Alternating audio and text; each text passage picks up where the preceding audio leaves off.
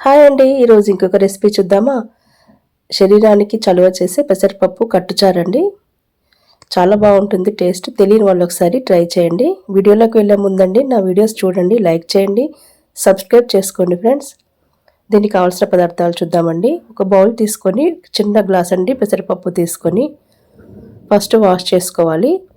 తర్వాత water add చేసుకొని ఉడికించుకోవాలండి. కుక్కర్లో కాకుండా నార్మల్గానే ఉడికిస్తున్నాను. పెసరపప్పు తొందరగానే ఉడుకుతుంది కదా. ఇది రైస్లోకి చాలా బాగుంటుంది. ఇప్పుడండి దీంట్లోకి ఏమేమి కావాలో చూద్దాము. వెల్లుల్లి, పచ్చిమిర్చి, ఎండుమిర్చి, కరివేపాకు, టమాటా, ఆనియన్స్ అండి, కొత్తిమీర. ఇప్పుడు ఒక బౌల్ తీసుకొనండి ఆయిల్ వేసుకోవాలి. హీట్ అయిన తర్వాత జీలకర్ర, ఆవాలు వేసుకోవాలి. ఉల్లిపాయలు అండి మీకు ఇష్టం ఉన్న వాళ్ళు వేసుకోవచ్చు, లేకపోతే లేదండి, అది ఆప్షనల్. దీంట్లోనే మనం ఇప్పుడు పచ్చిమిర్చి, ఎండుమిర్చి, కరివేపాకు వేసుకొని ఫ్రై చేసుకోవాలి. ఇంట్లో ఏమి కూరగాయలు లేనప్పుడు కూడా చాలా ఫాస్ట్గా అయిపోతుంది, టేస్ట్ కూడా బాగుంటుందండి. ఇలా చేసి చూడండి. దీంట్లోనే మనం ఇప్పుడు ఉల్లిపాయలు వేసుకొని ఫ్రై చేసుకోవాలి. ఉల్లిపాయలు కొంచెం ఫ్రై అయిన తర్వాత వెల్లుల్లిపాయలు అండి కచ్చా పచ్చగా దంచుకొని వేసుకోవాలి. కొంచెం పసుపు వేసుకోవాలి.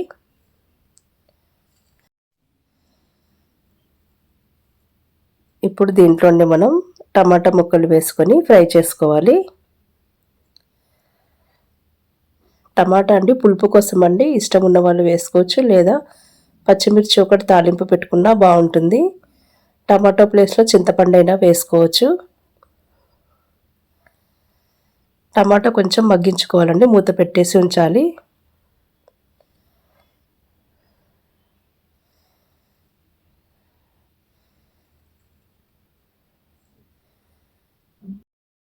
టమాటా కొంచెం మగ్గిన తర్వాత దీంట్లోనే కొత్తిమీర వేసుకోవాలండి. మీ ఇష్టం అండి, కొత్తిమీర చివరిలో వేసుకున్నా బాగుంటుంది. ఇలా ఫ్రై చేసుకున్నా కూడా బాగుంటుంది.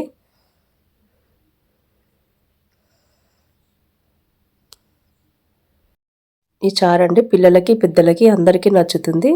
తెలియని వాళ్ళు తప్పకుండా ఒకసారి ట్రై చేయండి. ఇప్పుడు పెసరపప్పు ఉడికిందా లేదా చూసుకుందాము. చూసారు కదండి, పెసరపప్పు ఉడికిందండి. ఈ విధంగా గరిటెతో మెత్తగా చేసుకోవాలి. దీంట్లోనే సరిపడా వాటర్ వేసుకోవాలి.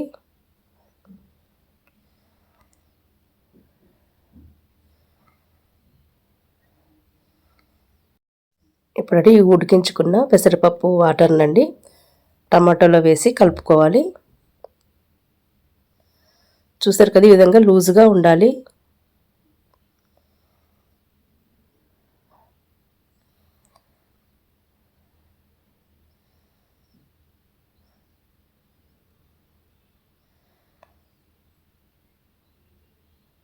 వాటర్ అండి మీరు చూసుకుంటూ కలుపుకోవాలి. కొంచెం చిక్కగా కావాలనుకుంటే వాటర్ కొంచెం తక్కువగా వేసుకోవాలి.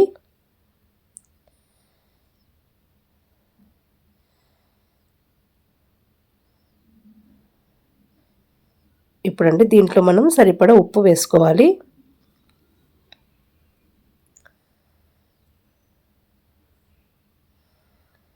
ఇంకొంచెం వాటర్ పడుతుందండి, కొంచెం వాటర్ వేసాను. ఇప్పుడు తగినంత ఉప్పు వేసుకొని ఈ విధంగా మొత్తం ఒకసారి కలిపేసుకోవాలండి. మూత పెట్టేసి ఒక 5 మినిట్స్ మరిగించుకోవాలి. అంతే అండి, చాలా సింపుల్ అండి.